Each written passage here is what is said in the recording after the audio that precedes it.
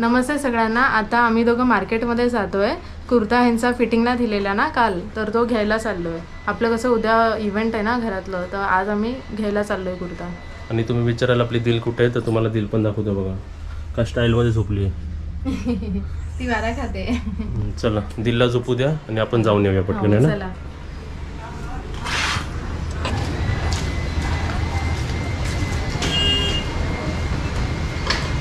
तुला पावसातून बाहेर आवडत नाही ना?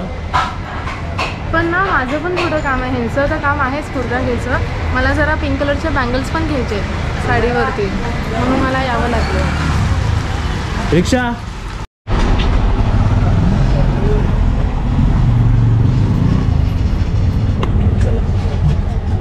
बँगल्स घ्यायचं, काय घ्यायचं? बँगल्स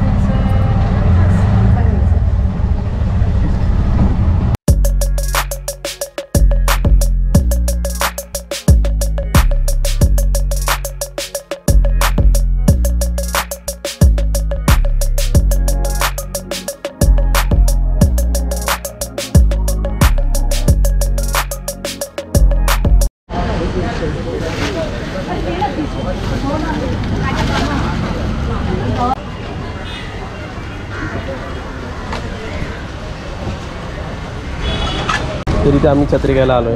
कशी छत्रीचे रेट काय सांगितले यांनी? 200 रुपये. आणि तुम्हाला एक सांगतो बघा, ही इकडे 200 रुपये छत्री, ते पण 200 रुपये ना. तुला कोणती पाहिजे ती घे. कोणती घेऊ? तुला जी आवडते ती घे. दाखव माझी छत्री, दाखव.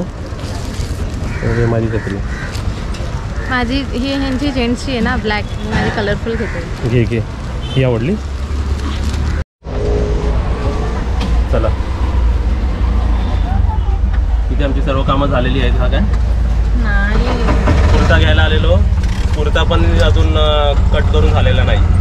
नंतर माझ्यासाठी जरा लेन्स बघायला आलो होतो. लेन्सचं दुकान पण तिसरं काजलला एक्सचेंज करायचं होतं. काल बंद होतं, पण आज आणलंच नाही तिने आणि चालू होतं, ते पण काम नाही झालं. शेवटी मग काय आहे, मला न्यू छत्री घेतली फक्त. रिक्षातून आलो, छत्री घेतली आणि रिक्षातून चाललो. एक भाजी घेतली आणि गार्बेज बॅग घेतलं, झालं. भाजी का घेतली? भाजी कोणती घेतली आणि कशासाठी घेतली? आईसाठी घेतली होती. तुम्हाला बनवून दाखवेल. पाऊस बघा बाहेर किती.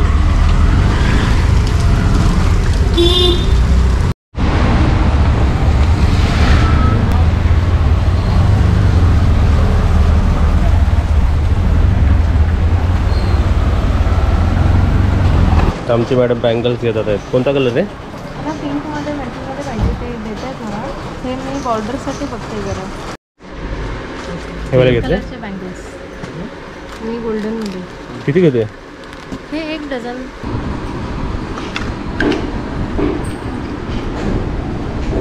हा छान वाटतो का? हा छान वाटतो का? हा छान वाटतो ना, थोडा ग्रीनिश टाईप वाटतो. तर आता आम्ही आलो मार्केटमधून. लेन्स पण घेतलं. कोणासाठी लेन्स घेतला? तुमच्यासाठी. हां, तर आता आम्ही तुम्हाला अजून एक प्रोडक्ट दाखवतो. काजल चेंज करायला ना, आम्ही तुम्हाला एक नवीन प्रोडक्ट दाखवतो आहे ना, अलग अलग.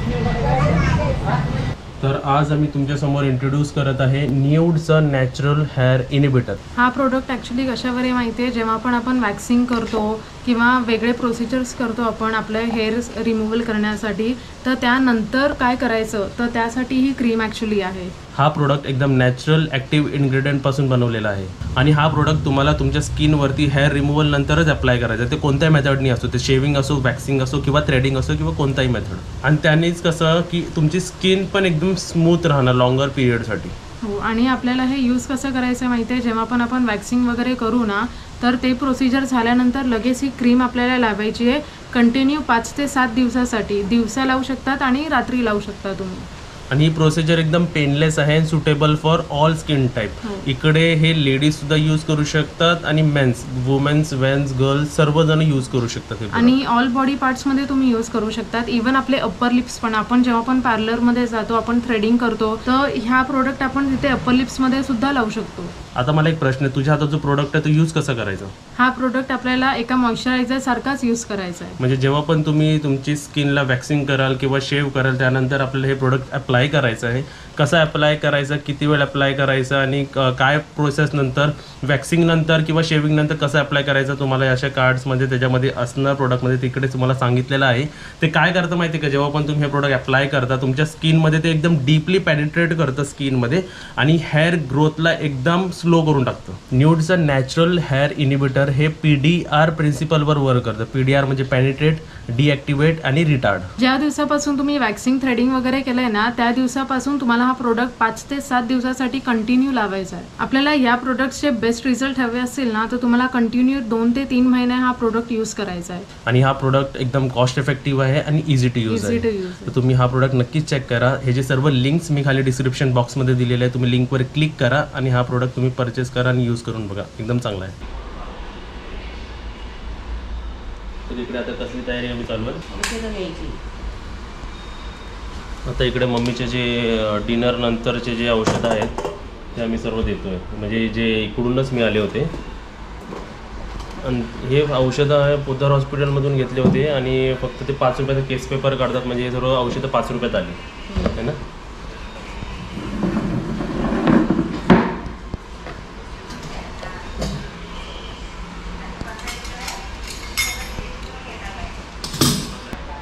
आता इकडे तुम्ही बघू शकता मम्मी व्हिडिओ बघते ना, व्हिडिओ बघते आणि इकडे सर्व आता आम्ही औषध देतो मम्मीला.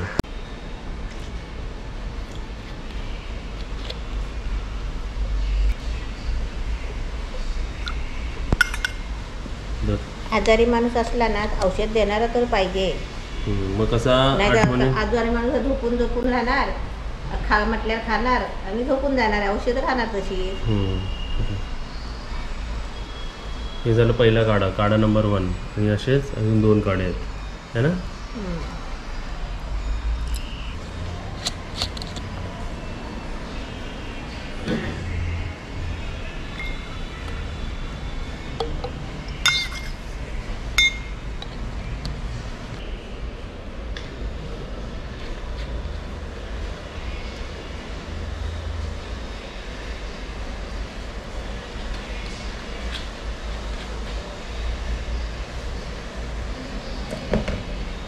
हे त्याच्यावर लिहिलेलं काय आहे माहितीये, खाने के बाद. सोते समय खाने के बाद आहे ना, तर तुला स्टोरी सांगते.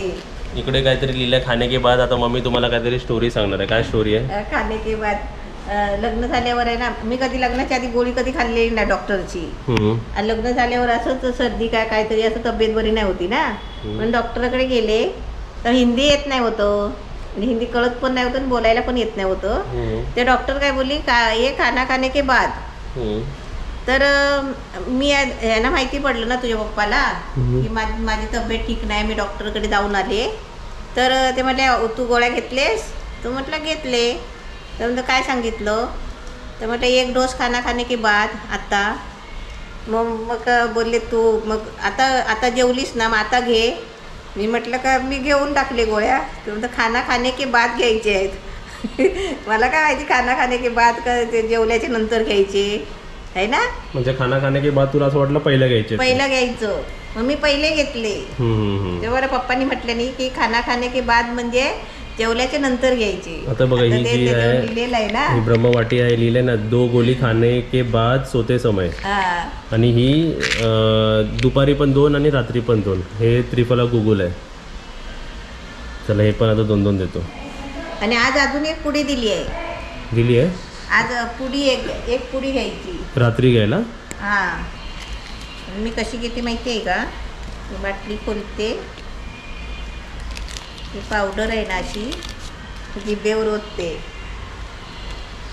आणि मग त्यावरती पाणी पिते.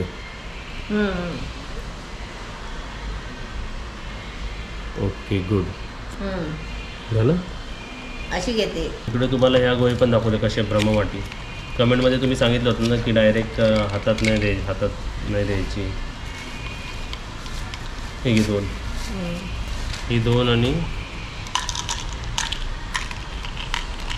ह्या 2 गोळ्या दिसायला कशा आहेत मम्मीच्या हातात दाखवतो. मग हे 2 बघ आणि ह्या 2 बघ, दिसायला बघा कशा आहेत है ना. हे झाले तुझे गोळ्या ना रात्रीचे. अजून आपली नेहमीचे गोळ्या घ्यायचे आहे ॲलोपॅथीचे.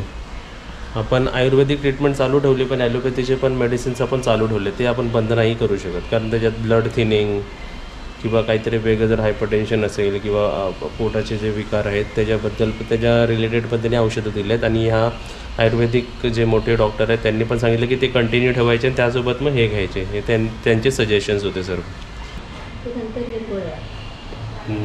पोट जाम झाला भरला. पाणी किती पियाली गो? अर्धी वाटली जास्त पाणी गेला. आता तिकडे बघा हे औषध झाली, त्यानंतर हे ॲलोपॅथीचे पण मम्मीचे असे औषधं आहेत, ते पण आम्ही कंटिन्यू ठेवतो.